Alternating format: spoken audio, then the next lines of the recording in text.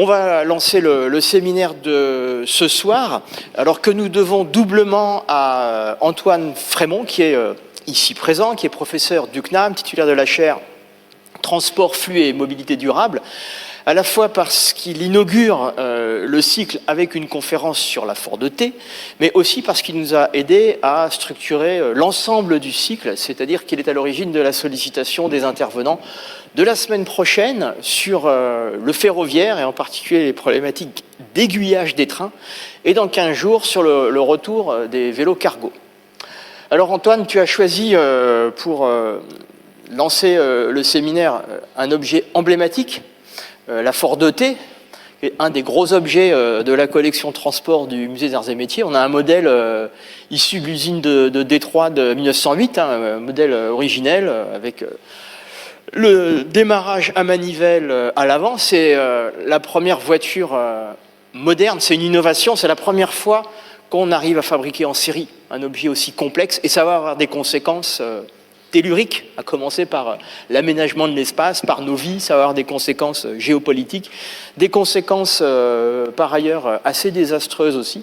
Et Antoine, tu vas suivre le fil rouge de cette aventure en interrogeant nos propres rapports, nos valeurs personnelles dans l'usage et dans les jugements qu'on peut porter sur l'automobile et sur toutes les formes de mobilité que ça a engendré. Merci beaucoup pour ta participation à double détente, comme je le disais, à ce séminaire et à ce cycle. Merci Antoine.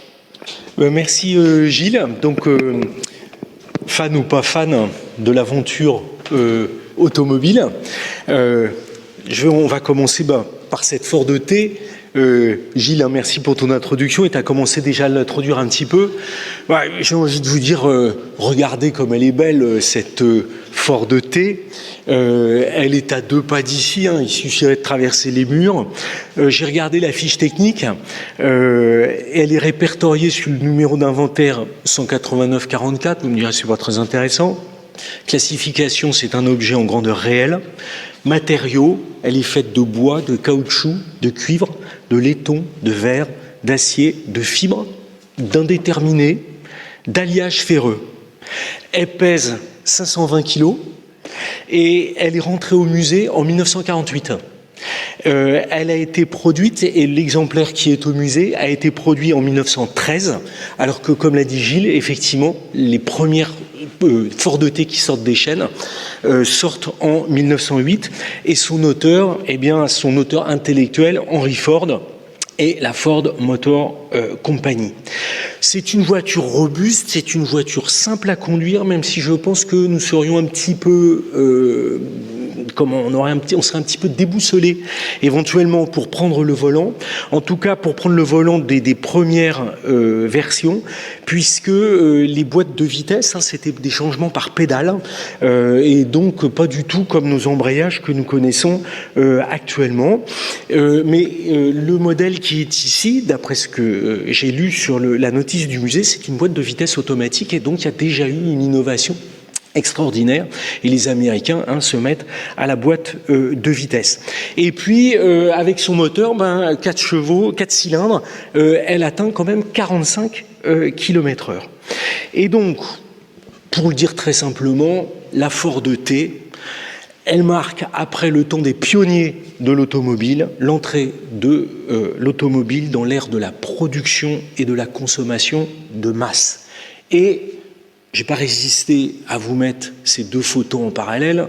Là encore, c'est le musée, avec le fardier de Cugnot qui date de 1769, la Ford T 1913. Finalement, 150 ans, un peu plus de 100 ans entre les deux. Et on est passé d'un espèce de prototype, d'un objet préhistorique de la mobilité qui est le fardier à vapeur de Cugnot, et en un peu plus de 100 ans, avec la révolution industrielle, on passe à un objet qui va devenir un objet de grande consommation et qui va littéralement révolutionner nos vies. Et révolutionner nos vies parce que la Ford T va faire des petits, et je vous ai mis ici des exemples de quelques modèles emblématiques qui ont marqué les esprits. Ce sont surtout des européennes. je me suis laissé aller sur des sites d'amoureux de l'automobile, Auto Forever, et donc vous voyez la Coccinelle, la Lada, la Fiat Uno, la Peugeot, et puis on aurait pu rajouter pour français en bon cocardier la 4L, la 4 chevaux, la R5 et d'autres qui ont marqué littéralement les familles et la vie des Français et des gens. Alors, après mon petit clin d'œil, fan ou pas fan, j'ai pensé au président de la République et à sa déclaration qu'il a faite. Il était interviewé sur TF1 et France 2 le 24 septembre 2023, et vous vous souvenez peut-être, il a dit ce qui est très important pour nous Français, c'est qu'on est attaché à la bagnole. On aime la bagnole, et moi, je l'adore. Et vraiment, cette déclaration m'a interrogé, et c'est pour ça que j'ai intitulé ma conférence « Fan ou pas fan de la voiture ». Je me suis dit que pour répondre à cette question, finalement, je voulais vous conter une aventure en 2 temps, qui était le premier temps, qui était l'aventure industrielle, parce que l'automobile, ça fait partie des grandes évolutions industrielles du XXe siècle, et finalement, ça marque l'histoire du capitalisme. Et avec cette histoire va de pair aussi celle de la classe ouvrière. Je rentrerai peu dans ces aspects-là. Et il y a un deuxième aspect, je pense, pour fan ou pas fan, et pour essayer de comprendre, qui est la place aujourd'hui qu'occupe l'automobile dans la société, dans nos vies. Et on va voir que c'est une aventure aussi qui marque nos paysages, qui marque les territoires, qui marque les espaces, et que donc c'est aussi une aventure territoriale.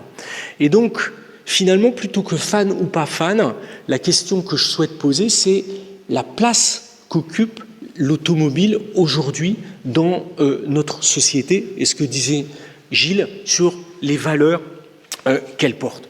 Alors, partons pour l'aventure industrielle. J'espère que ça va fonctionner. Je vais passer en fait un petit film qui vient du musée, que j'ai trouvé tout simplement sur Internet, qui vient du musée et qui vous montre comment est produite. Il y a deux parties du petit film. Comment est produite la Forte T, et puis ensuite un spot publicitaire pour voir comment elle est utilisée par les familles. Et loupez pas, au début de la deuxième séquence, il y a une petite fille qui s'agite sur le siège tellement elle est contente de partir, et puis après elle continue d'être agitée parce qu'elle est agitée par les soubresauts de la voiture.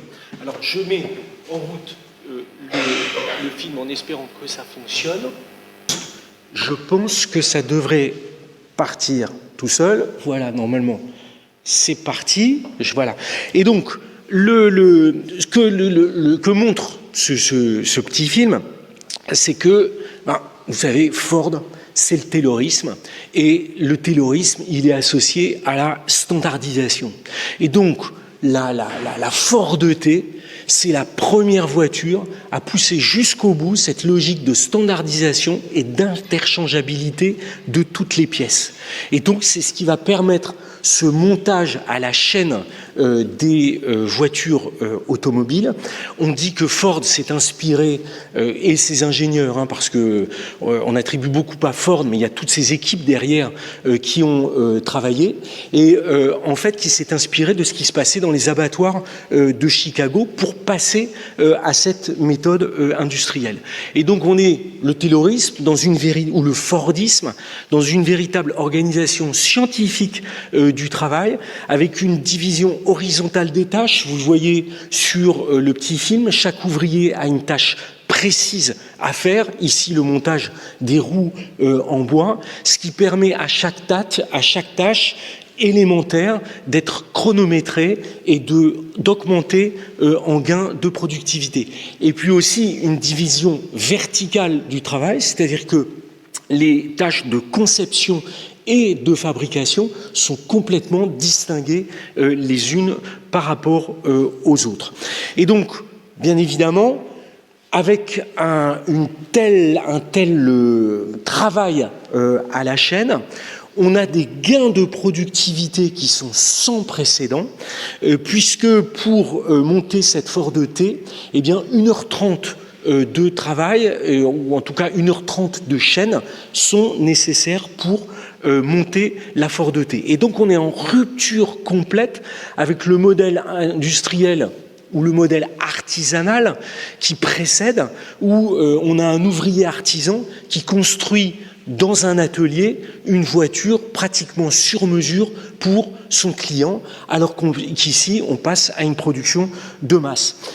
Ce qui est génial de la part des Américains, c'est que c'est à la fois simple, mais que ça permet en même temps une complexité des différents modèles. Effectivement, la standardisation n'est pas contradictoire avec l'évolution du modèle tout au long de la vie du modèle.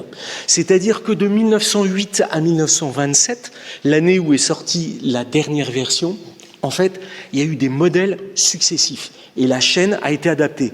Regardez juste la petite fille, elle va, je crois que voilà. Ah non, c'est encore un petit peu après. Ça, c'est la dernière Ford T, les dernières Ford T qui sortent des chaînes de montage.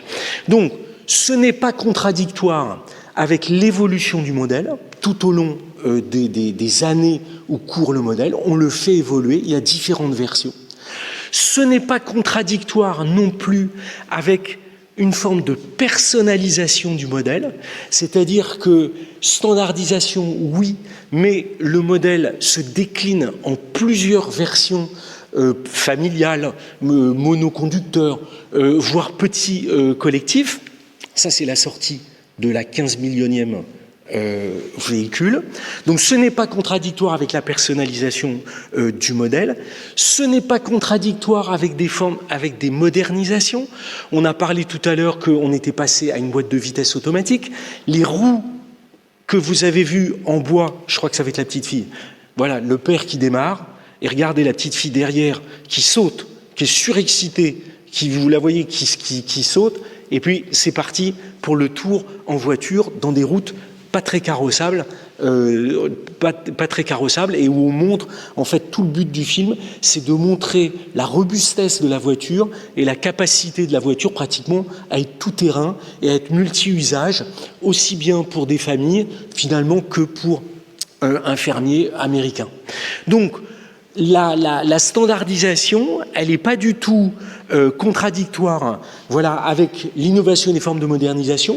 Je vous ai parlé de la boîte de vitesse. Les roues en bois vont être très vite changées par de vraies pneumatiques. Et puis, c'est pas non plus contradictoire avec ce qu'on appelle en économie des économies d'envergure. C'est-à-dire que, par exemple, une pièce standardisée peut servir à d'autres usages que la fabrication de la voiture. Le plus emblématique de ce point de vue-là, c'est le moteur, et on revient au PowerPoint. Et donc, l'économie d'envergure, par exemple, le moteur de la Ford T, il a été utilisé par Ford à bien d'autres usages que la motorisation du véhicule. Et il a servi dans l'industrie et à d'autres usages. Donc, économie d'envergure. Non seulement vous produisez en masse un véhicule, mais en plus, les pièces qui servent à ce véhicule peuvent servir à d'autres usages que le véhicule, notamment ici le moteur. Et donc, cette production de masse, eh bien, elle aboutit bien évidemment à une baisse sans précédent des prix. Gain de productivité, baisse des prix, et ça aussi, c'est un moteur de l'économie capitaliste qui est drivé en fait par ces gains de productivité. Ici, vous avez un petit graphique qui vous montre comment la production de la Ford T a augmenté au cours du temps, et l'usine en a sorti jusqu'à 2 millions d'exemplaires par an, 2 millions d'exemplaires par an, et dans le même temps, vous avez une chute des prix liés au gain de productivité qui rend accessible cette voiture au plus grand nombre. On y reviendra dans le second temps et l'aventure territoriale. Alors, finalement, on se dit, Ford, là, il a tout inventé et rien n'a changé. Alors, qu'est-ce qui a changé quand même depuis Ford? Parce que si vous regardez une chaîne de montage aujourd'hui, Bon, il y a plus de robots, il y a moins de monde, mais finalement, c'est très similaire. Qu'est-ce qui a changé? Peut-être Toyota, je vous ai parlé du Fordisme, du Taylorisme, Toyota, le toyotisme. Ford, il conçoit, finalement, il est poussé par l'offre, il crée un besoin. Et donc, c'est vraiment la consommation qui est poussée par l'offre, grâce à un nouveau produit. Toyota, à partir des années 50-60, c'est, au contraire, on rentre dans le flux tendu, c'est-à-dire le zéro stock. On essaye aussi d'améliorer la qualité, et où en fait le zéro stock permet de faire des économies considérables. On est dans de la logistique, et où on ne produit plus finalement drivé par la capacité de l'usine, mais où on produit en fonction de la demande. Et donc c'est bien l'acheteur, en fonction de son choix de voiture, qui va actionner le départ de la fabrication sur la chaîne. Et donc, et avec derrière des économies massives en termes de stock. Et puis, donc ça c'est un premier aspect qui me paraît fondamental. Et puis un deuxième aspect qui est très important dans cette évolution de l'histoire industrielle, c'est qu'on va passer de grandes concentrations industrielles destinées, où la production est destinée d'abord au marché national, on va passer à l'internationalisation de la production. Et ça, c'est la seconde moitié du XXe siècle, et on peut dire l'entrée dans la mondialisation que nous connaissons actuellement.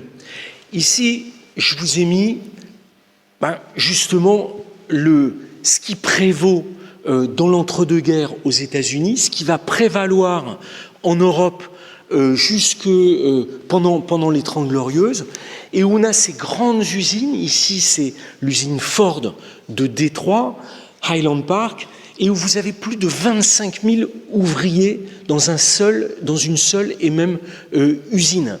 Et je vous ai mis une citation de Louis-Ferdinand Céline dans son Voyage au bout de la nuit en 1932, et qui se fait embaucher dans cette usine, et qui se fait, il met en avant Céline met en avant ses qualités intellectuelles, et il se fait rabrouer par celui qui va l'embaucher en lui disant que on pense pour lui, et que vous avez vu le film précédent, il ne doit qu'exécuter des tâches.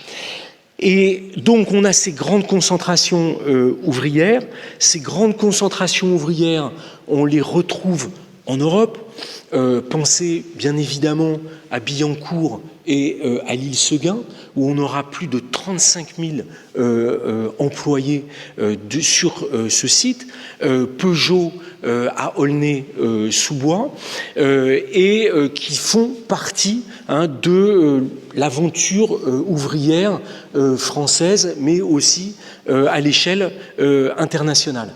Et tout ça a trouvé des débouchés dans la littérature ou dans les films. Je vous ai mis Charlie Chaplin, évidemment Les Temps modernes, mais aussi un roman de Claire Etchelli de la fin des années 60 sur Élise ou la vraie vie, et qui rend compte de la vie dans ces usines. Notamment, c'est une usine Citroën, et avec l'apport massif de la main-d'œuvre immigrée. Donc ça, c'est un moment, là aussi, dans l'histoire industrielle, et ce moment, il va être dépassé pour aller vers une internationalisation de la production.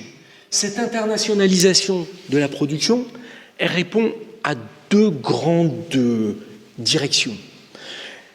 Pourquoi est-ce que les producteurs, pourquoi est-ce que les fabricants automobiles, mais ici l'automobile n'est qu'un prétexte, on pourrait prendre plein d'autres exemples, pourquoi est-ce que les fabricants automobiles s'internationalisent? Tout ça, et pourquoi est-ce qu'ils vont fabriquer des usines à l'étranger, des usines d'assemblage à l'étranger? Ici, j'ai mis comme exemple l'usine Toyota de Valenciennes, qui a été ouverte en 2000, je crois, j'ai peur de faire une erreur, et qui emploie 5000 personnes pour l'accès au marché, pour accéder au marché. Vous n'êtes jamais plus fort pour accéder à un marché national ou à un marché régional que lorsque vous produisez, entre guillemets, localement. Et donc, l'accès au marché passe par des modes de production, des sites de production sur les marchés que vous visez. Et l'usine de Toyota en donne un bon exemple, l'usine de Toyota étant bien évidemment destinée à l'ensemble du marché européen et pas simplement du marché français. Et Ford, là encore c'est remarquable, avec la Ford T, avait déjà décliné la Ford T dans différents pays. La Ford T a été fabriquée en France, en Angleterre, au Royaume-Uni, au Mexique et dans d'autres pays, avec chaque fois des adaptations du modèle en fonction de quelques particularités du pays, tout en conservant la standardisation. Donc ça, c'est le premier vecteur, l'accès au marché. Et puis, il y a bien évidemment un deuxième facteur qui est tout aussi fondamental, qui est l'éclatement des chaînes de valeur dans lesquelles nous sommes aujourd'hui, et où un fabricant, il va fabriquer son produit non pas dans un seul et même pays, non pas dans un seul et même site, mais il va au contraire éclater sa production à l'échelle internationale pour bénéficier des avantages comparatifs que lui donne chaque pays. La théorie économique, les avantages comparatifs de Ricardo, ou la dotation inégale en facteurs de production des différents pays, qui fait qu'il est plus ou moins avantageux de produire ici ou ailleurs en fonction des grandes inégalités du monde. Ici, je vous ai mis comme exemple le groupe Renault et donc les implantations du groupe Renault dans le monde. Je vois mal la légende, mais si vous voulez, il y a non seulement les usines de fabrication, et en fait, le fabricant, il est sur son cœur de métier, il fabrique, il assemble, il fabrique les moteurs, il fabrique les boîtes de vitesse, il fabrique la tôle, et le reste, c'est sous-traité. Et donc, derrière, il y a non seulement cet éclatement du système de production à l'échelle internationale du fabricant lui-même, mais il y a aussi l'éclatement du système de production des fournisseurs. Si vous prenez un grand équipementier comme Bosch, eh bien, vous allez aussi avoir cet éclatement à l'échelle internationale. Et donc, tout ça repose sur une logistique très importante. Et d'ailleurs, dans la légende, tout en bas, les sites logistiques sont mentionnés. Et c'est-à-dire que la logistique, dont je suis un petit peu plus, le transport de marchandises, dont je suis un petit peu plus spécialiste en fait que la bagnole, eh bien, la logistique devient une partie intégrante du système productif. C'est-à-dire que les fabricants, les producteurs, les firmes multinationales intègrent la logistique comme une des composantes du processus industriel parce que, évidemment, si un site est en rupture d'approvisionnement, c'est absolument catastrophique pour l'ensemble du système. Et ça repose sur essentiellement le transport maritime avec pour les produits semi-finis, donc qui rentrent dans les processus de production, les porte-conteneurs, la conteneurisation. Un tiers du commerce international, ce sont des produits semi-manufacturés, des produits semi-finis, donc qui rentrent, qui sont dans une étape du processus de production, d'accord ? Et donc qui vont être assemblés selon le modèle de la toile d'araignée, c'est-à-dire avec des composantes qui viennent de différents endroits du monde et qui sont assemblées. Et puis, le produit fini, ici l'automobile, on a des navires spécialisés qu'on appelle des navires RoRo, navires roll-on-roll-off, qui sont en fait des immenses navires pont-garage dans lesquels vous pouvez mettre des milliers de véhicules. Et là encore, exactement comme pour la standardisation, et j'ai peut-être oublié de prononcer le mot, où on a fait des économies d'échelle massives, hein, c'est-à-dire que l'économie d'échelle permet de baisser les coûts, et bien exactement de la même façon ici, le transport, via le gigantisme, permet la baisse, via l'économie d'échelle, permet la baisse des coûts, et qu'on puisse envisager ces systèmes internationaux et ces systèmes éclatés à l'échelle internationale. Donc, voilà, second événement majeur qui se met en place à partir des années 60-70 et qui n'a cessé de prendre de l'ampleur depuis. Bien évidemment, ça se traduit dans les sites historiques par le déclin de l'emploi industriel. Ici, vous avez l'évolution de l'emploi manufacturier dans la ville de Détroit des années 50 aux années 2010. Et la ville de Détroit, hein, vous regardez en bleu, vous avez l'emploi total, en tireté bleue, l'emploi manufacturier dans la ville de Détroit, et puis en rouge, c'est dans la grande aire urbaine de Détroit. Et donc vous voyez que l'emploi manufacturier décline, directement concurrencé parce que les sites historiques de Détroit sont concurrencés par des sites étrangers. Peut-être qu'il faudrait que je rajoute, oui, les sites étrangers, vous avez eu des vagues successives. En France, ça a commencé tout simplement l'industrie de l'automobile, qui est d'abord parisienne. Elle a commencé à s'éclater à l'échelle nationale avec la décentralisation dans les années 60. C'était un mouvement voulu. Et puis, ce mouvement, il s'est poursuivi à l'échelle internationale, comme ici on donne l'exemple du groupe Renault, notamment avec la chute du mur de Berlin et un déport de beaucoup d'unités de fabrication vers la Pologne, vers la Roumanie, vers la Bulgarie. Et donc c'est l'arrière-cour des constructeurs allemands, par exemple. Renault étant dans un modèle où ça a été plus vite l'Espagne, et puis où il y a une grosse usine aussi à Tanger-Med. Aux États-Unis, on retrouve sous des formes un petit peu différentes la même chose, c'est-à-dire qu'il y a eu une concurrence à l'intérieur même du territoire américain, avec des constructeurs notamment étrangers qui sont allés s'installer dans les États du sud des États-Unis, la Caroline du Sud, le Tennessee, le Texas, où est implanté aujourd'hui Tesla. Pourquoi ? Pour des raisons moins de syndicats, donc pas de questions syndicales et des salaires plus faibles. Et puis, là encore, ça s'est poursuivi à l'échelle internationale. Donc, on retrouve cela, et ça se traduit par une baisse de l'emploi industriel sur les sites historiques. En France, sur la dernière décennie, on a perdu plus de 100 000 emplois dans l'industrie automobile. Donc, il y a eu le textile, et c'est vrai que l'emploi automobile a aussi trinqué très fortement, avec l'idée, rappelez-vous, au début des années 2000, il y a un mec absolument génial qui s'appelle Tchourouk, qui est à la tête de je ne sais plus quelle grande entreprise française, et qui dit on peut faire une entreprise sans usine, c'est-à-dire nous on va s'occuper de la conception, et puis Serge Tchourouk, hein, il y a parfois quelques esprits un peu, on va s'occuper de la conception et tout le reste, on va l'externaliser.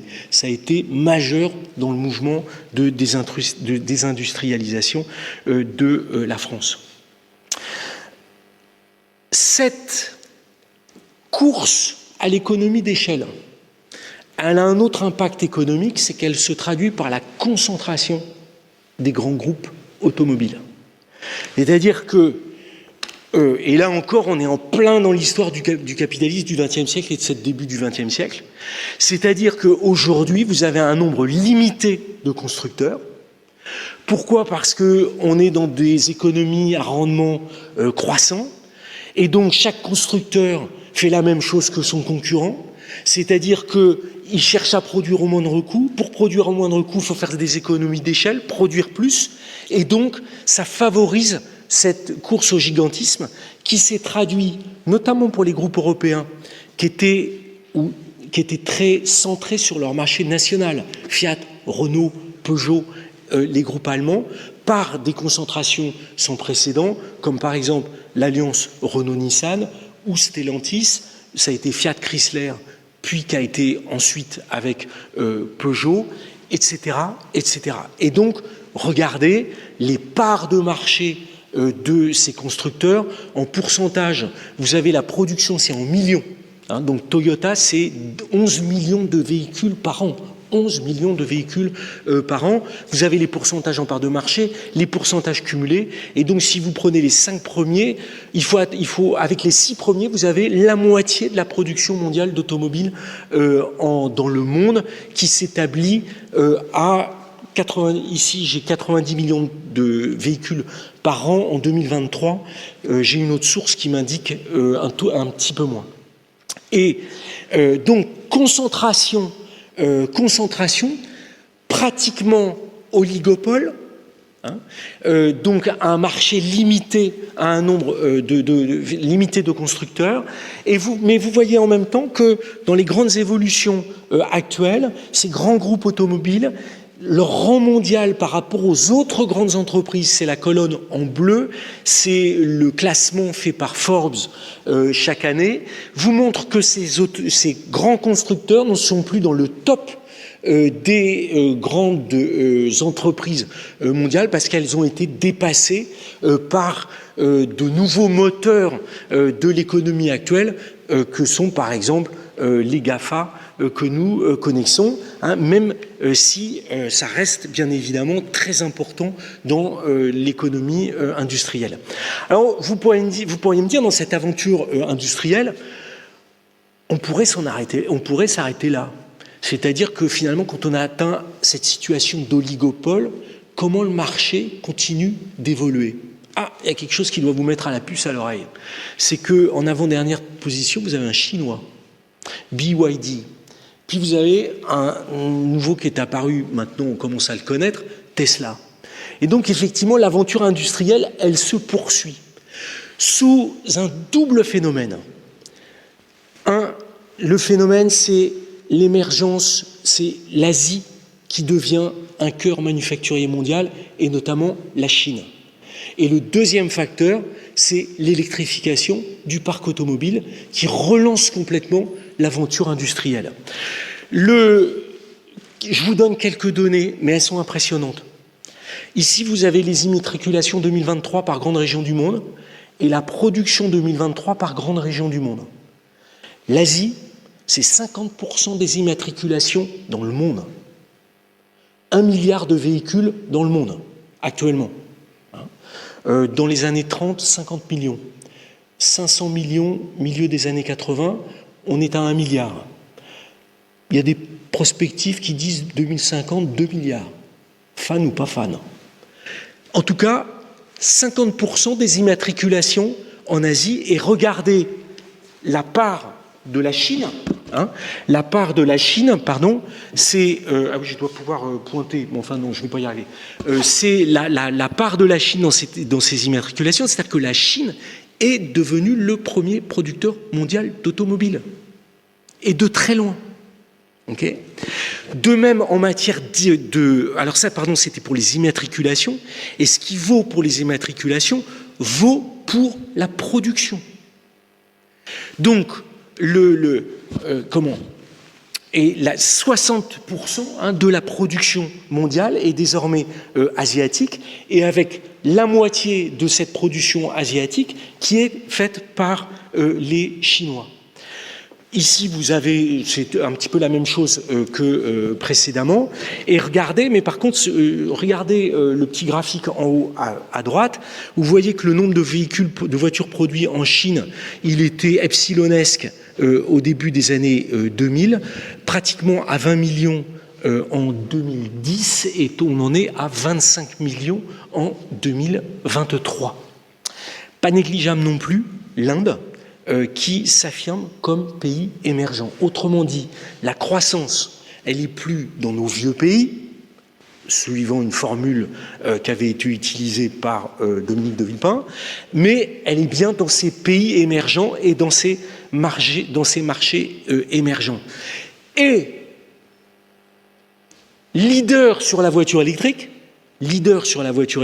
en tout cas en masse, regardez la production, les ventes de voitures électriques dans le monde de 2016 à 2023, avec cette montée donc en orange, vous avez la Chine, qui est le premier producteur mondial de véhicules électriques dans le monde.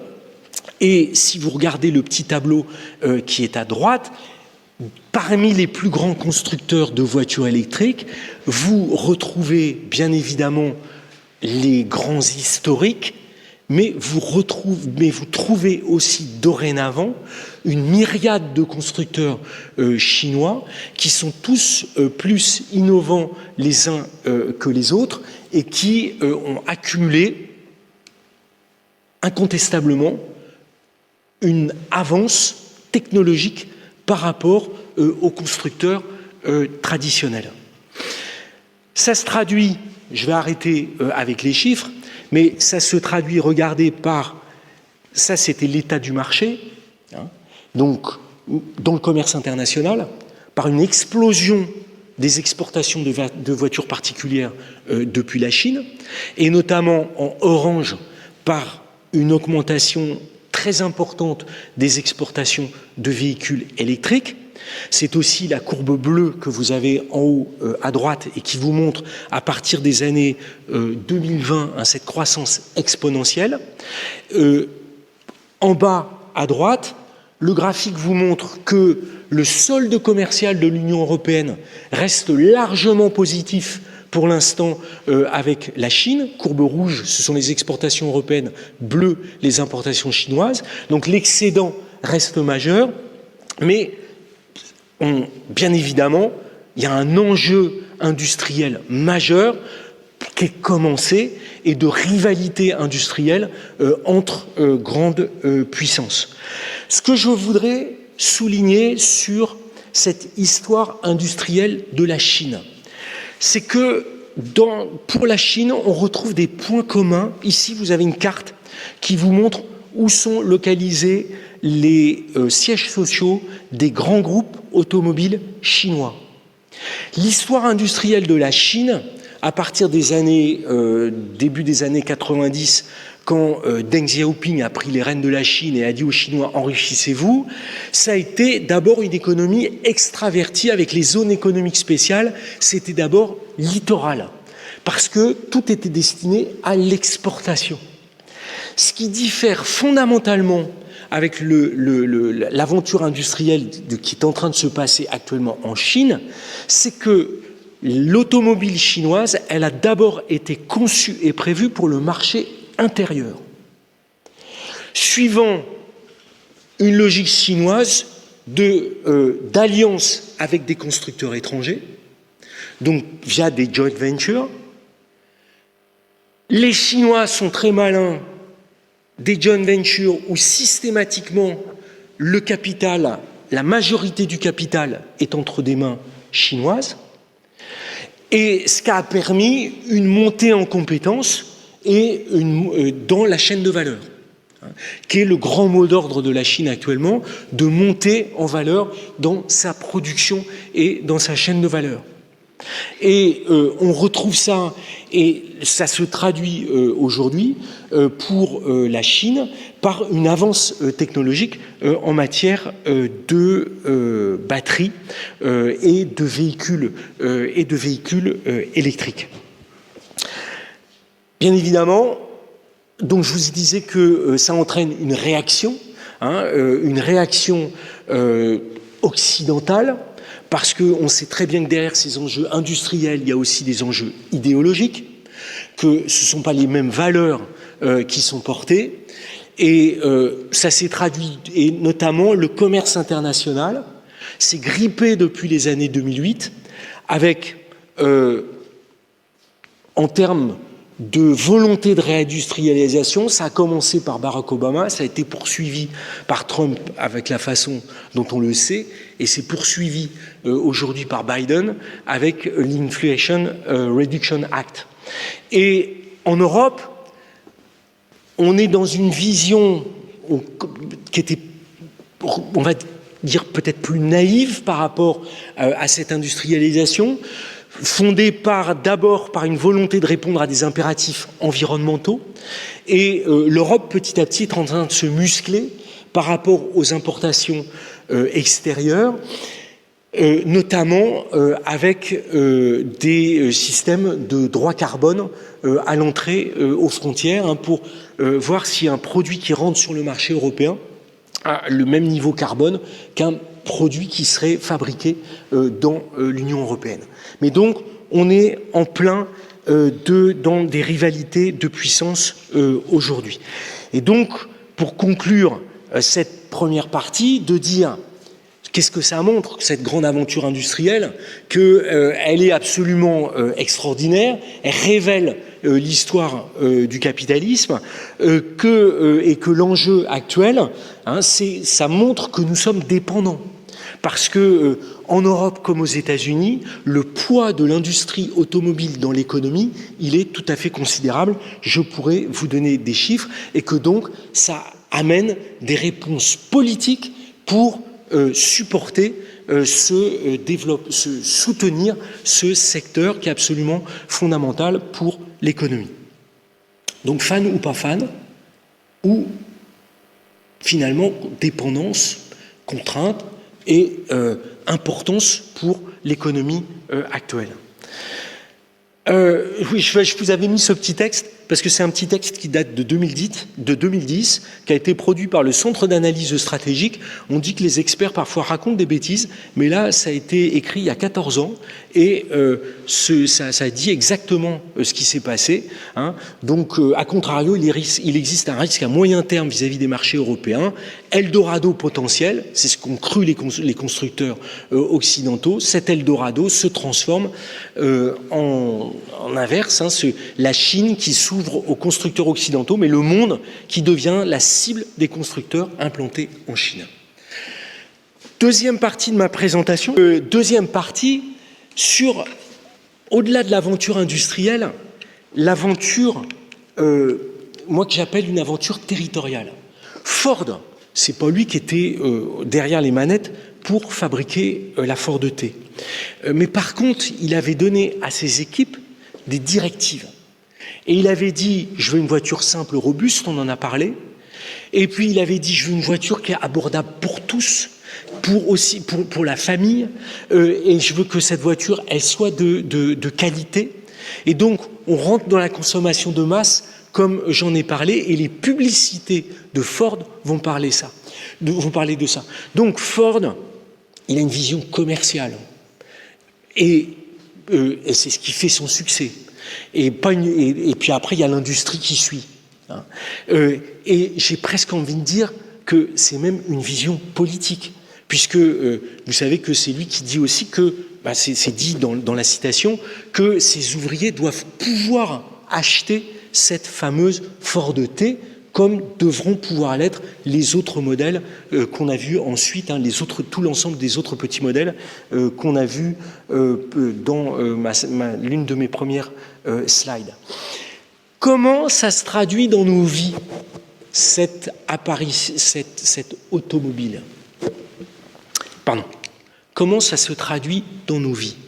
Je vous ai mis ici l'exemple de Chicago, qui montre que j'ai fait un petit exercice, je suis allé sur Google Maps, je suis allé dans la banlieue de Chicago, dans une ville de Chicago qui s'appelle Schaumburg, et puis vous regardez, pour aller de ce Schaumburg, je ne sais pas comment on prononce Muriel exactement en américain, c'est à 51 km du centre de Chicago, il vous faut seulement 40 minutes pour rejoindre en voiture le centre de Chicago. à la moyenne de 75 km/h. Autrement dit, la voiture, elle a permis, dans les aires urbaines, elle a permis une dilatation de notre espace. C'est-à-dire qu'elle a permis d'atteindre des vitesses absolument considérables. Notre budget de temps de transport, ce qu'on appelle le budget de temps de transport, c'est-à-dire que le budget que vous allouez pour vous déplacer, il ne bouge pas. Il est de l'ordre d'une heure par jour. Mais avec l'augmentation des vitesses qui a été permise par l'automobile, bien évidemment avec un système automobile, c'est-à-dire des infrastructures, notamment un réseau autoroutier puissant, qui permet d'atteindre ces vitesses rapidement. Vous pouvez vous déporter facilement, très facilement, d'un lieu à un autre et sur de grandes distances. Et les États-Unis, on a souvent l'image de New York, des villes verticales, des buildings, etc. Les États-Unis, les villes, c'est les suburbs, à perte de vue, la maison individuelle, l'American Way of Life, que vous trouvez dans plein de romans et dans plein de films, et donc le rêve de la maison individuelle qui a été complètement rendu accessible par l'automobile. Avec, à l'échelle des États-Unis, des espaces très vastes. Et là, je vous renvoie à un livre de l'ancien PDG de Renault dans les années 2000, 2000, je crois, tu me corrigeras peut-être, Stéphane, Louis Schweitzer, et qui distingue 3 types d'écosystèmes pour l'automobile. Il dit il y a l'écosystème américain. Et pour un constructeur, l'écosystème américain, c'est quoi? Il y a de la place.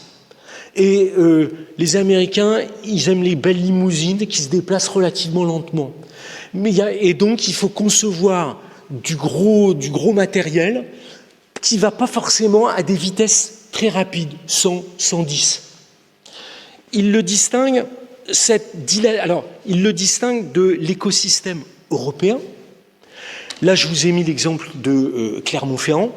Je ne suis pas allé prendre Paris, j'ai pris Clermont-Ferrand, et où on est exactement comme aux États-Unis. On a adopté l'American Way of Life avec quelques décennies de décalage, mais ici vous êtes en plein dans la périurbanisation, avec ces lotissements à l'écart du centre-ville de Clermont.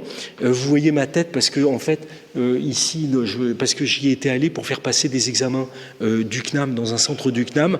Je m'étais retrouvé un vendredi soir dans une banlieue, dans cette banlieue que vous avez ici, sur un centre commercial neuf. On parle de transition écologique. Sur un centre commercial construit en plein champ à proximité d'un échangeur autoroutier, donc favorisant au maximum l'accessibilité routière. J'étais obligé de prendre un taxi, impossible de prendre un transport en commun. Fan ou pas fan, mais en tout cas, les États-Unis, la France, c'est l'Amérique. Parce que c'est vrai qu'on a des densités qui sont relativement faibles par rapport aux autres pays européens. 110 habitants au kilomètre carré en France. Vous allez aux Pays-Bas, en Allemagne, etc. Vous avez des densités beaucoup plus fortes. Et c'est ce qui a permis aussi cette dilatation des aires urbaines en France et qu'on soit sur justement cette périurbanisation qui est très forte. Mais, à la différence des États-Unis, on a nos centres-villes qui sont denses. Et où là, la circulation automobile est difficile. Et Louis Schweitzer, dans l'écosystème européen, il dit la voiture européenne, il faut que non seulement elle soit capable d'aller très vite, parce qu'on aime foncer sur les autoroutes, 130, en Allemagne, il n'y a pas de réglementation pour faire des grandes distances. Mais dans le périurbain, on va aussi relativement vite, mais dans les centres-villes, il faut que la voiture soit capable d'être pratiquement à l'arrêt. Donc, il disait que c'était une voiture qui n'était pas évidente à concevoir, mais Stéphane Delalande, qui est ici, pourra sans doute en dire beaucoup plus que moi, parce que moi, je ne suis pas du tout technicien là-dessus. Et puis, Alors ça, je vous ai mis, ce sont les aires urbaines pour vous montrer cette dilatation. 90% de la population française vit dans l'aire d'attraction d'une ville. Et donc, ce sont ces grandes taches jaunes que vous avez et où donc l'accessibilité automobile, bien évidemment, est très forte. Et le troisième écosystème, c'est l'écosystème asiatique, et où là, Louis Schweitzer dit, c'est simple, la voiture, elle bouge pas. C'est-à-dire qu'elle fait du surplace. Et je vous ai donné ici l'exemple de Pékin et des Chinois qui sont lancés à fond dans l'automobile. Et Pékin, ici, avec la construction successive de 7 périphériques de plus en plus éloignés de la cité interdite et qui vous montrent à nouveau cette dilatation de l'espace, des espaces urbains. Alors, voilà, et donc, vous voyez que ça marque très fortement la façon dont nous vivons aujourd'hui. Là où on habite, là où on travaille, c'est déterminant aujourd'hui. Et un collègue qui est aujourd'hui à la retraite, Gabriel Dupuis, a synthétisé ça en disant que nous avions une dépendance à l'automobile, c'est-à-dire que nos modes de vie vont de pair avec l'utilisation de la voiture. Ce qui vaut pour les voitures vaut pour le transport de marchandises.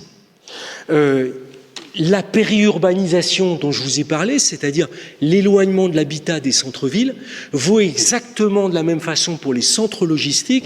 Ici, c'est au nord de Paris, au nord de Roissy, et où vous avez des entrepôts qui sont, et faites bien attention quand vous vous baladez, vous avez une multiplication de ces entrepôts à proximité immédiate des échangeurs, éloigné du centre des villes. Pourquoi ? Parce que le foncier coûte moins cher, tout en permettant une très grande accessibilité, puisque vous avez l'autoroute qui le permet. Et donc, 80% du transport de marchandises se fait aujourd'hui par camion en France, mais ça ne vaut pas qu'en France, on retrouve ça d'une façon générale dans tous les pays industrialisés avec des petites nuances.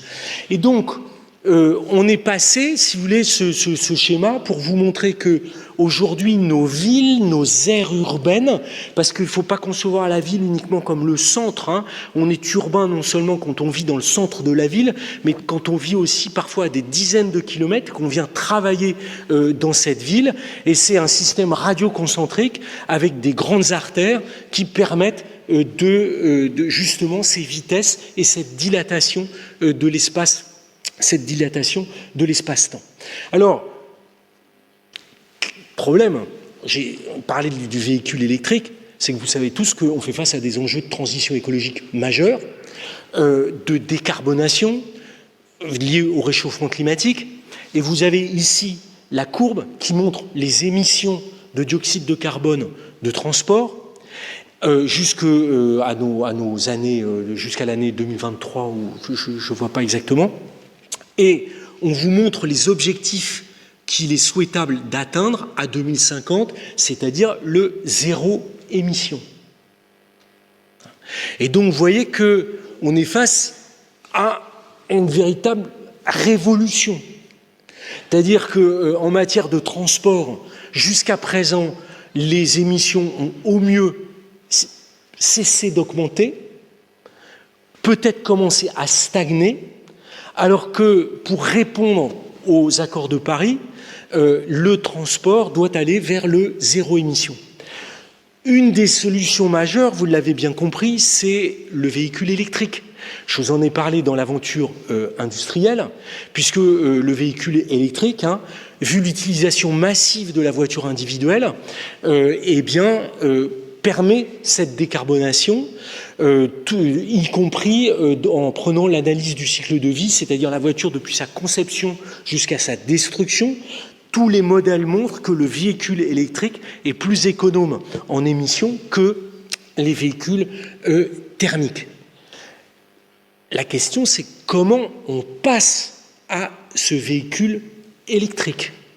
Et est-ce que vous et moi, consommateurs, sommes prêts à acheter désormais un véhicule électrique qui coûte quand même, qui reste encore très cher, dont l'autonomie n'est pas encore totalement garantie et où il faut retrouver parfois des bornes de recharge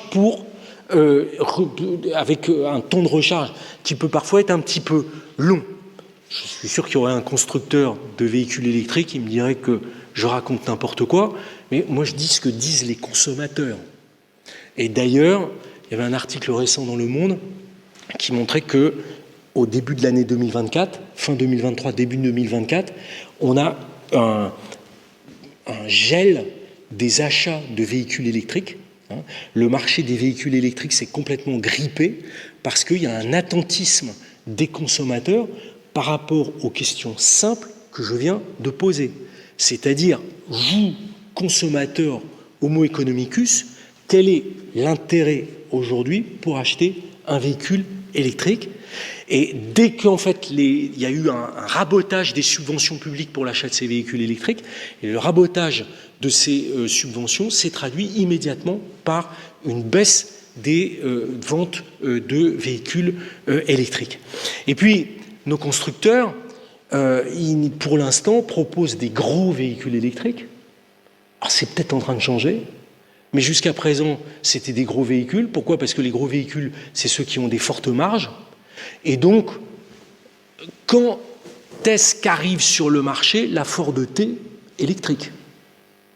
Puisque c'est bien de ça dont il est question. Peut-être la Super 5 ou la R5 dont on nous parle, ou d'autres véhicules qui seraient en passe d'arriver, mais où les constructeurs chinois, là encore, ont une avance. Et puis l'autre question qu'on peut poser, c'est est-ce qu'il ne faut pas changer notre façon de se déplacer? C'est-à-dire que, au-delà de l'adoption du véhicule électrique, est-ce qu'il ne faut pas aller vers plus de sobriété? Mais attention, pas plus de sobriété, vous savez, celle des petits gestes où on dit fais attention, il faut mettre les papiers, etc. Non, une sobriété qui est organisée, qui est systémique, une sobriété qui est voulue, une sobriété dont là encore nous avons intérêt à adopter les gestes en tant qu'individus rationnels. On sait que un véhicule électrique léger aura une autonomie beaucoup plus importante qu'un gros véhicule électrique. Et donc ces petits modèles qui existent, mais qui peinent à se développer, pourquoi est-ce qu'ils peinent à se développer? Parce que là, c'est nos représentations. C'est ce qu'on a dans nos têtes, ce qui est pour nous une automobile. Et aussi parce que est-ce que l'espace public des villes où l'infrastructure routière est adaptée à ces petits véhicules, alors que jusqu'à présent, tout a été fait pour favoriser la vitesse des véhicules, entre guillemets, normaux. Donc comment est-ce qu'on change de modèle pour organiser cette sobriété? Et donc, le maître mot, c'est celui du partage de l'espace public. La volonté de dire qu'il faut s'interroger sur la place de la voiture, elle date pas de la transition écologique. En fait, ça a commencé, les premières réflexions, c'est lié à la congestion automobile. Et par rapport à la congestion automobile, c'est de dire, il y a deux solutions, soit on construit plus d'infrastructures, toujours plus d'infrastructures, d'infrastructures routières, mais à ce moment-là, vous êtes dans l'effet rebond, c'est-à-dire que plus vous construisez d'infrastructures routières, plus vous avez d'automobiles qui utilisent ces infrastructures, ou de dire on favorise d'autres modes de transport. Et donc là, c'est aujourd'hui aller vers une sobriété par le report modal, qui peut être le chemin de fer. Vous avez entendu parler des TER métropolitains, d'utiliser les étoiles ferroviaires. Bon. Les réseaux ferroviaires français est en mauvais état, et donc il y a des investissements majeurs qui sont à faire. Donc, pour espérer du report modal de la voiture vers le chemin de fer, ça nécessite beaucoup d'argent. D'autres possibilités, parce que je ne veux pas être trop long, d'autres possibilités, c'est bien évidemment les voies partagées. Et donc ça veut dire accepter que des voies qui étaient dédiées aux véhicules sont aujourd'hui dédiées à d'autres usages. Par exemple, et je ne raisonne pas en centre-ville, parce que les centres-villes aujourd'hui, c'est piétonnisé, il y a les transports en commun, etc. Je raisonne aire urbaine, parce que c'est là que sont les enjeux. C'est pas dans les centres-villes, c'est dans le périurbain. C'est là que la majeure partie des kilomètres sont réalisés. Et donc, est-ce qu'on accepte que sur les autoroutes, il y ait des voies dédiées pour les cars express? Mais avec des cars express, ça veut dire des réseaux cadencés, minutés, avec de la fréquence et de la fiabilité.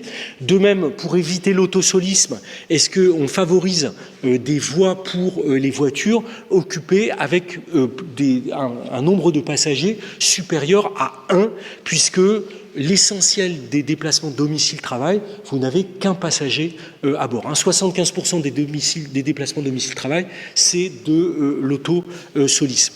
Est-ce qu'on est prêt à ce genre de bifurcation pour organiser cette sobriété? Et de même, le développement de pistes cyclables qui doit être fait non seulement dans les centres-villes, mais qui doit aussi concerner le périurbain, parce que aujourd'hui, avec le vélo électrique, faire une dizaine de kilomètres en vélo électrique n'est absolument pas un problème. Et donc, ça signifie que il faut dédier de l'espace public, de l'infrastructure qui était dédiée à l'automobile, il faut accepter de l'affecter à d'autres usages. Et donc là, c'est une volonté politique, c'est une révolution dans nos têtes, et c'est ce qui fera que cette sobriété systémique, vous prendrez un autre mode de transport que la voiture parce que vous y aurez intérêt. Non pas parce que moralement vous vous direz c'est bien, c'est pas bien, etc. Non, parce que vous y aurez intérêt.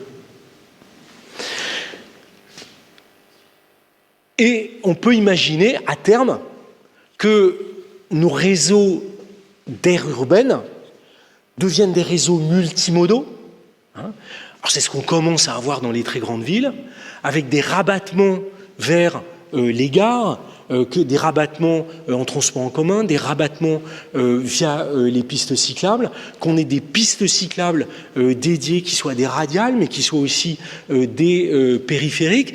Et en fait, c'est pas une vue de l'esprit de dire ça, mais et donc vous voyez que très profondément, ce sont des questions d'aménagement et d'organisation de l'espace, et qui se jouent sur le long terme.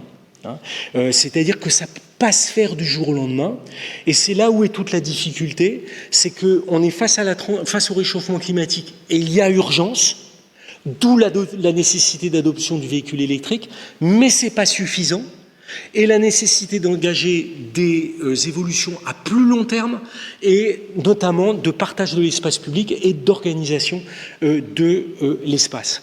Et donc, ce qui va me permettre de conclure, je crois, tout ça nécessite de l'argent. Tout ça nécessite de l'argent.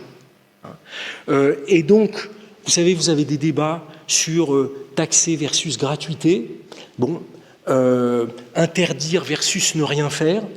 Il y a beaucoup de débats noir-blanc, alors qu'on est souvent dans des choses beaucoup plus complexes que ça.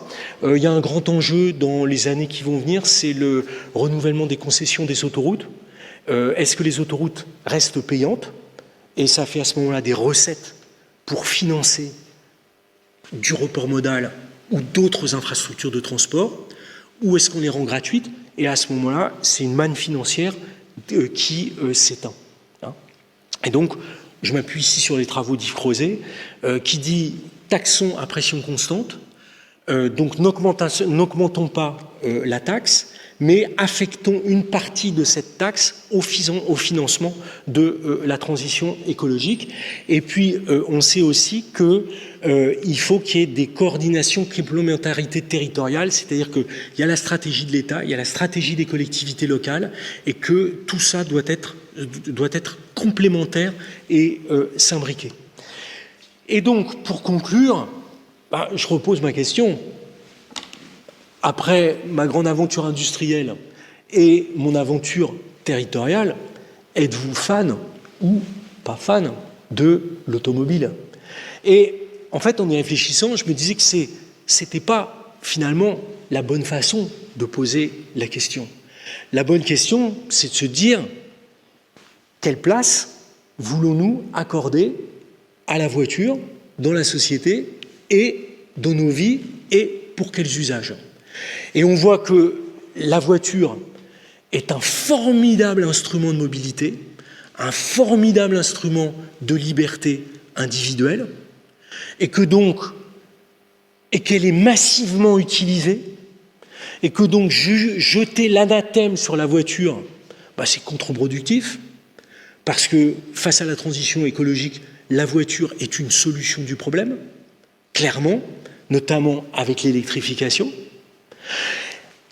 mais que, en même temps, je dis comme notre président de la République que j'ai cité au début, en même temps, l'électrification du parc automobile ne doit pas être le prétexte pour ne pas réfléchir à ce partage de l'espace public dans nos villes. Et quand je répète, dans nos villes, non pas juste les centres-villes, mais bien à l'échelle des grandes aires urbaines et de ces espaces urbains qui sont dilatés. Et là, clairement, pour faire face à ces enjeux de transition écologique, mais j'ai envie de dire aussi pour des enjeux de bien-être, le bruit, la pollution de l'air, de conditions physiques des uns et des autres. La voiture, c'est quand même beaucoup on est très sédentaire dans nos vies, donc il y a aussi des enjeux de santé publique. Eh bien, sans doute qu'il faut organiser cette sobriété que j'ai appelée une sobriété systémique. Et donc, au lieu de fan ou pas fan, je remplacerai pour vous la question par la place de l'automobile dans la société. Et moi, ma conclusion, c'est qu'il faut accepter de la réguler plus qu'elle ne l'a été jusqu'à présent. Et donc, je vous remercie en espérant n'avoir pas été trop long, Gilles.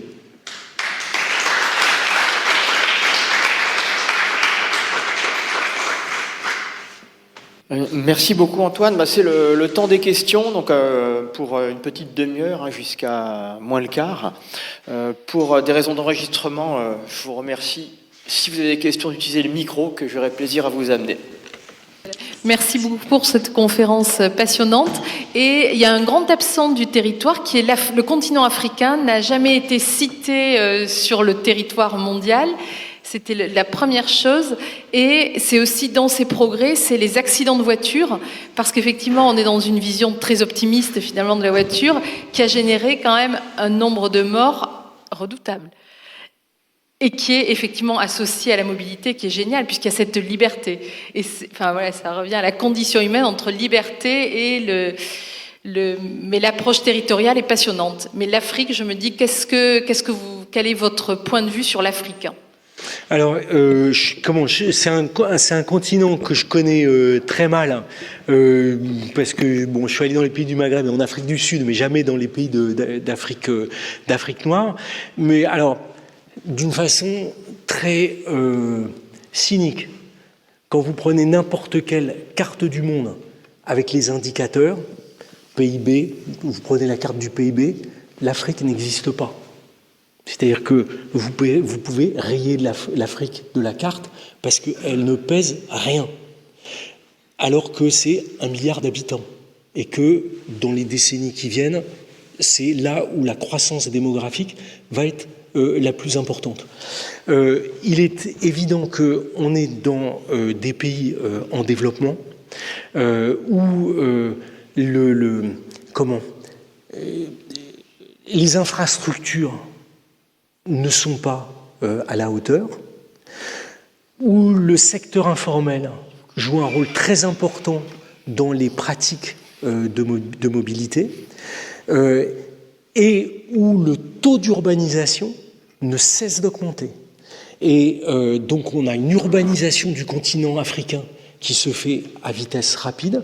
Non seulement les très grandes villes, les ex-très grandes capitales d'origine coloniale, mais aussi un développement en fait de réseaux de villes grandes et moyennes sur le continent africain qui est très important. Et donc, est-ce que on aboutit dans ces villes à un cauchemar automobile par manque d'infrastructures et donc ça se traduit par une très grande pénibilité pour les déplacements, et c'est majoritairement le cas actuellement, et aussi par, il ne faut pas se leurrer, de l'insécurité routière que vous avez mentionnée. Et puis alors, bon, j'ai pas eu, bien évidemment, dans cette grande aventure de l'automobile, j'ai pas pu tout parler de tout, mais vous avez raison. La voiture, ça a été une hécatombe sur les routes. En France, j'ai les chiffres en tête de la France. Au début des années 70, on atteint plus de 13 000 morts sur les routes. Et donc, il a fallu une série de législations et de durcissements. La ceinture, moi j'ai vécu ça enfant comme des trucs absolument étonnants. On se met la ceinture de sécurité, puis ensuite le 90, etc. Pour réduire drastiquement l'accidentologie. Ce que mes collègues de l'université Gustave Eiffel avaient mis en évidence en épidémiologie de la sécurité routière, où je travaillais avant, c'est qu'on avait une baisse très forte de la mortalité, puisque je crois que maintenant on est à moins de 3000 morts par an. Il faudrait vérifier les chiffres pour être tout à fait exact, mais qu'on a aussi une baisse des accidents, mais que les accidents sont plus graves. Donc on a des accidents graves, moins d'accidents, mais graves.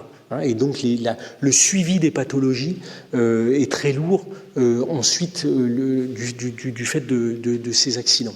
Voilà, donc comment dans la réflexion sur la place de l'automobile, l'insécurité routière, c'est aussi absolument majeur, parce que ça a expliqué des aménagements, les autoroutes, les ronds-points, les feux alternants, enfin les autoponts, etc. Et aujourd'hui, en fait, on est de plus en plus dans la réduction des vitesses. Voilà. Et dans le partage de l'espace public dont j'ai parlé, la réduction des vitesses, elle est aussi un facteur. Pour aller vers cette sobriété systémique, vous aurez intérêt à prendre un autre mode de transport si vous n'avez pas intérêt à prendre l'automobile. Ce qui faisait l'avantage de l'automobile, c'est je la prends à tout moment, à tout instant, et je vais vite. Si vous réduisez les vitesses, et c'est ce qui a été fait dans les centres-villes, on a commencé par les centres-villes. En France, avec la réintroduction des tramways, la piétonisation, ça commence fin des années 60, début des années 70. Et en fait, le passage à une ville à une vitesse lente permet des gains incontestables de sécurité et aussi en mode de vie. Et en fait, est-ce que cette vitesse lente, on l'étend un peu au-delà, ou est-ce qu'on met quelques barrières à l'automobile, du type barrière de péage à l'entrée des grandes villes? Alors, je pense qu'en France, on n'est pas prêt. Ça se fait dans les autres villes européennes. Ça se fait dans les autres villes européennes depuis longtemps à Londres. Les ZFE, les zones à faible émission, c'est-à-dire où les véhicules les plus polluants, on les empêche de rentrer dans les villes. Alors, il faut comprendre, moi j'essaie d'être dans la nuance par rapport aux débats actuellement qui sont blancs, noirs. Mettez-vous à la place du politique. Pourquoi est-ce que... enfin, je ne suis pas là pour... J'essaie de comprendre ce qu'il a voulu dire. J'avais même posé ça à des auditeurs comme question de réflexion, la citation d'Emmanuel Macron. Je lui ai demandé pourquoi il a dit ça. Pourquoi il a dit ça? Il prend acte de la dépendance automobile. En fait, c'est ça qu'il fait. Il dit « j'adore la bagnole ». Il dit « nous sommes dépendants de la voiture ». Donc c'est la conclusion à laquelle j'arrive. On ne peut pas faire sans. Mais en même temps, il faut la réguler. Et comment la réguler alors qu'on en est dépendant? Qu'elle ne coûte finalement pas très cher, mais que pour les ménages les plus modestes qui habitent dans la périphérie lointaine des villes, le budget transport et après le budget logement, le second budget. Donc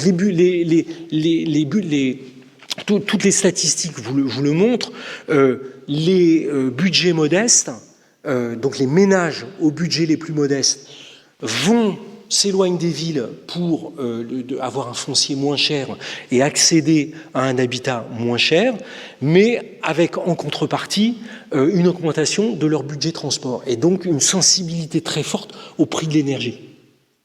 D'où la révolte des gilets jaunes, qui est partie, je vous le rappelle, à l'origine d'une augmentation de la taxe carbone sur l'essence.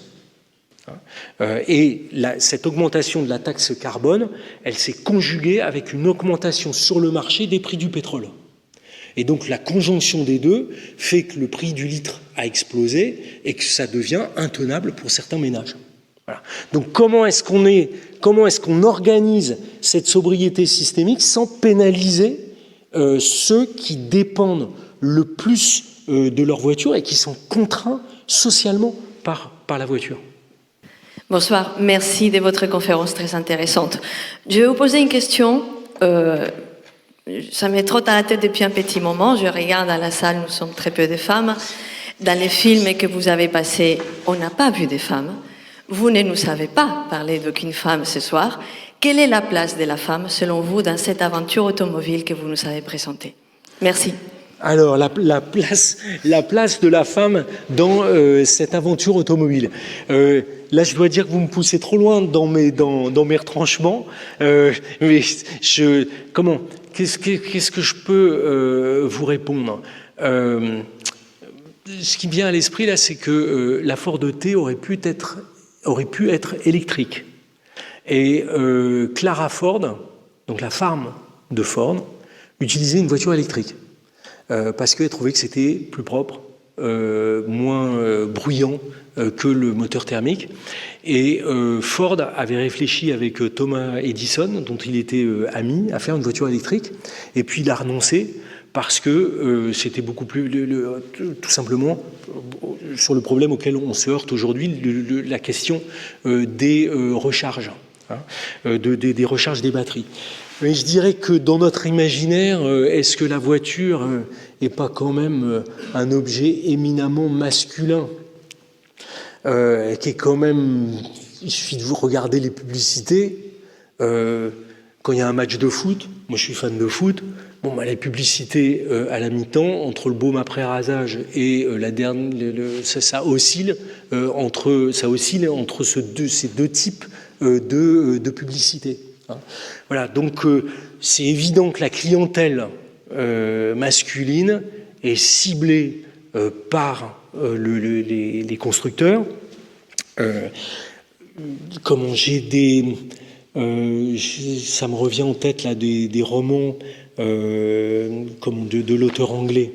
C'est pas David Lodge, mais qui montre celui qui fait toute la chronique sur l'Angleterre, son nom ne me revient pas, mais qui montre, par exemple, sur les autoroutes, les performances entre celui qui a la plus grosse voiture et comment on se double et comment on laisse doubler une plus grosse voiture par rapport à une autre. Tout ça était éminemment masculin.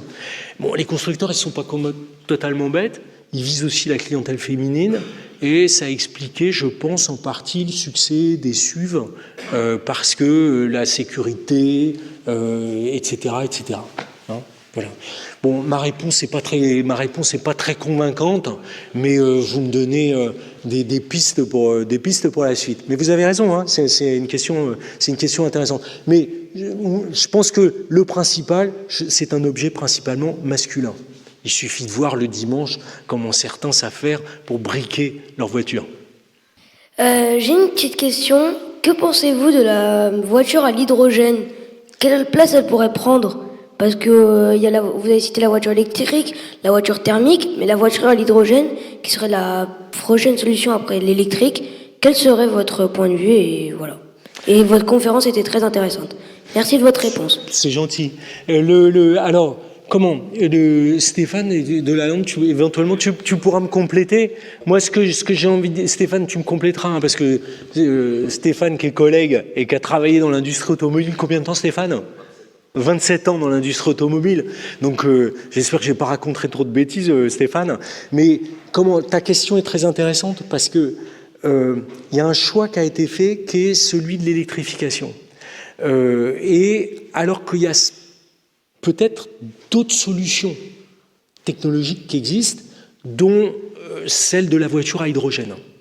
Et là, on est en train de prendre un chemin, qui est un chemin qui a été choisi politiquement, dans lequel les constructeurs vont par nécessité, qui s'imposent.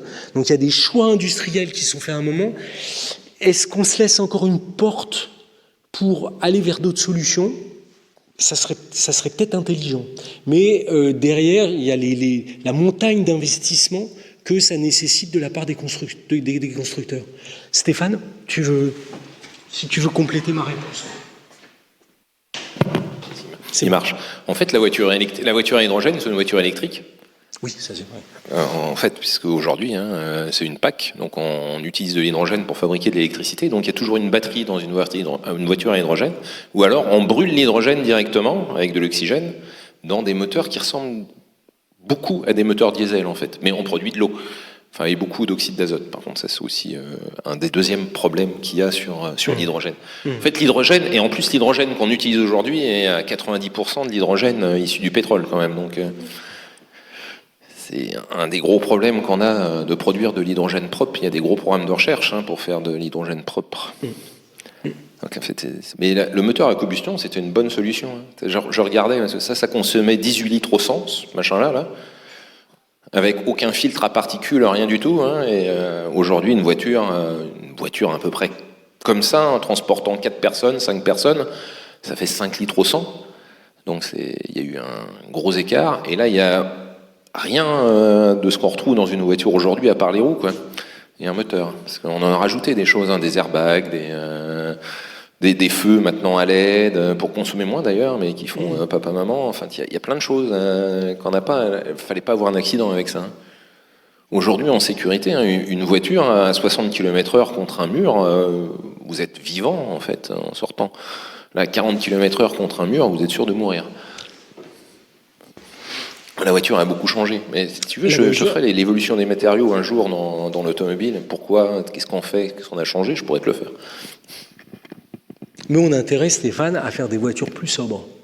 Elles seraient peut-être un peu moins lourdes, un peu moins de gadgets, etc. Elles consommeraient quand même beaucoup moins.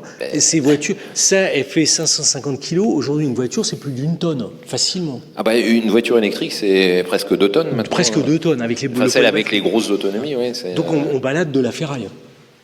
On balade de l'énergie. On balade de l'énergie. Il y a des choses à voir dans l'automobile. Il y a beaucoup de... C'est l'histoire d'une personne, et en moyenne, c'est une vingtaine de kilomètres en Europe. En fait, on n'a pas besoin de mettre beaucoup d'énergie dedans, en fait. Le problème, c'est qu'on se dit, tiens, si j'allais faire 60 km ou 70 km... Exactement. Et c'est pour ça, que dans les politiques publiques qui peuvent être menées, j'ai parlé des ménages qui habitent dans le périurbain lointain. C'est vrai que c'est intéressant de cibler ces ménages en termes d'électrification, parce que ils ont besoin. Ce sont des ménages qui sont dépendants de l'automobile, qui parcourent des kilomètres importants, et la voiture électrique peut être une solution. Après, c'est la question de la personne, elle va se dire, mais pourquoi j'achèterais une deuxième voiture ? J'ai besoin de 2 voitures, une pour mes déplacements lointains, une pour mes déplacements quotidiens. Donc là, est-ce qu'il n'y a pas d'autres modèles à inventer ? Mais on parle beaucoup de la campagne, sur des distances de 20, 30, 40 km. La voiture électrique, elle est parfaite. Alors, c'est-à-dire votre question sur le transport ferroviaire ? Sur le quid du transport ferroviaire, j'ai passé très rapidement. J'ai axé principalement sur les zones urbaines, et donc la mise en place de systèmes, en fait, des RER métropolitains avec les étoiles ferroviaires. Bon, je vous ai dit, toute la difficulté du réseau ferroviaire français, c'est sa vétusté. Et sa vétusté, elle s'explique parce que les investissements ont été majoritairement sur les lignes à grande vitesse. Ça s'est traduit par un endettement abyssal de la SNCF, qui a été comblé en partie récemment, et donc ça a plombé l'entretien du réseau existant. Et donc toute intensification des trafics sur le réseau existant pose de gros problèmes et nécessite des investissements importants. Et je dis pas ça c'est simplement, je dis simplement un principe de réalité. Voilà. Je voulais dire l'autorail aussi. L'autotrain. L'autotrain, oui, c'est ça. Oui, alors l'autotrain, écoutez, je pense que s'il y avait un marché pour l'autotrain, ça fonctionnait de nuit, je pense, l'autotrain. C'est-à-dire que je repense à mon réseau ferroviaire. La nuit, vous avez beaucoup de travaux sur le réseau ferroviaire, d'où la difficulté de remettre en place des trains de nuit. Voilà. Parce qu'il y a une concurrence, si vous voulez, quand vous faites des travaux sur le réseau, le réseau est dégradé, vous ne pouvez pas l'utiliser, et c'est majoritairement la nuit que se font ces travaux. Mais bon, il faut et c'est pour ça que le PDG de la SNCF, Farandou, dit qu'il faut un choc d'offres en matière ferroviaire. Ce choc d'offres, il passe par un choc d'investissement sur le transport ferroviaire, et donc il a mis en avant ce chiffre de 100 milliards d'euros d'investissement sur le réseau ferroviaire dans les 10 ou 20 prochaines années, et ça renvoie à la question du financement que j'ai posée et de l'affectation des taxes issus des carburants, des péages autoroutiers, à ces investissements dans d'autres modes de transport que la route. Alors, merci beaucoup pour cette aventure. J'ai une question. En fait, aujourd'hui, on a un gouvernement qui met pas mal en valeur l'électrique, etc., par rapport au thermique et tout ça. Mais quelle est, selon vous, la place du marché de l'occasion, en fait, dans tout ça, qui est, selon moi, pas assez mis en valeur, alors qu'il pourrait aussi représenter des caractéristiques écologiques par rapport à l'environnement, etc., notamment dans les fabrications. Parce que quand on change de voiture, on jette à la poubelle en moyenne 1,5 tonnes de déchets, ce qui est assez conséquent pour l'environnement, sans parler des matériaux électroniques, etc., et surtout aujourd'hui des batteries, qui, elles aussi, sont des enjeux dans tout ce qui est recyclage. Alors, vous avez raison, c'est que est-ce qu'il ne faut pas mieux garder au maximum son vieux diesel et le pousser jusqu'au bout, parce qu'en analyse du cycle de vie, le mettre au rebut et racheter une voiture, en fait, derrière, il y a beaucoup d'émissions de dioxyde de carbone. Donc, vous voyez toutes les contradictions dans lesquelles on est. Le marché de l'occasion, c'est un marché. Stéphane, il n'en peut plus là de ce que je raconte. Le marché de l'occasion, c'est un marché essentiel. La moyenne d'âge pour une personne pour acheter un véhicule neuf, c'est plus de 50 ans, parce que le véhicule coûte cher. Et donc le marché de l'occasion, c'est un marché essentiel. D'ailleurs, on peut faire une géographie de la voiture d'occasion, c'est-à-dire que vous suivez une voiture tout au long de sa vie, et elle peut commencer dans le centre-ville, dans une grande ville au centre, c'est un peu caricatural ce que je vais dire, et puis elle va continuer son chemin en France vers un département rural, et puis elle va être revendue ensuite, et généralement elle finit en Afrique. Au bout du bout. Mais donc le marché de l'occasion, c'est un marché fondamental, et le marché de l'occasion, il est alimenté beaucoup par les flottes d'entreprises. Et les flottes et les entreprises actuellement achètent peu de véhicules électriques. Et donc il n'y a pas de véhicules électriques, ou peu, sur le marché de l'occasion. Voilà, donc c'est aussi, comment est-ce qu'on alimente ça? T'es pas d'accord, Stéphane, sur la pollution, en fait. Un véhicule thermique, ça pollue pendant sa phase d'utilisation, puisqu'on brûle du carburant. Donc, en fait, même les garder longtemps, en fait, tu pollues plus longtemps. Oui. Parce que la phase de fabrication, il faut aller voir sur les sites de l'ADEME, la phase de fabrication en CO2, c'est très faible, en fait. Oui, non, mais c'est clairement. la phase d'utilisation qui est pas bonne. mais c'est un peu de la provocation de ma part, hein, de dire, voilà, il est clair que le véhicule électrique, hein, par rapport à la courbe que je vous ai montrée vers le zéro émission, si on veut massivement aller vers ça, le véhicule électrique est une solution majeure. Ouais, moi, j'ai vu une conf il n'y a pas très très longtemps, ça devait être l'année dernière, hein, au Collège de France, faite par Jean-Marie Tarascon, donc les batteries. Et moi, ce qui me pose le plus de problèmes, hein, c'est, bon, pour faire 100 km, il faut 15 kWh à peu près, sur une voiture, hein, en fonction de sa taille, mais enfin, on va faire en moyenne. Et tu vois, il y a à peu près 200-250 voitures à l'heure qui viennent surcharger, refaire le plein pendant les départs en vacances dans les stations d'autoroute. Alors on imagine une station d'autoroute tous les 30 km, on imagine le nombre. Donc c'est les gigawattheures qu'il faut au même moment, en fait, qui va devenir problématique. Parce que, et là, on ne sait pas forcément tout gérer. Surtout quand on va faire de la charge rapide. Il faut faire de la charge rapide et donc à 4C, de la production. Et, ouais. Sont dépendants d'une source d'énergie externe. Enfin, je vais poser une question certainement stupide. Savez-vous si on a réfléchi à des véhicules qui pourraient produire eux-mêmes leur propre énergie tout en roulant? Et là, je rebondis sur la Forte, parce que la Forte, l'électricité de la Forte est produite non pas par la batterie, mais par une magnéto.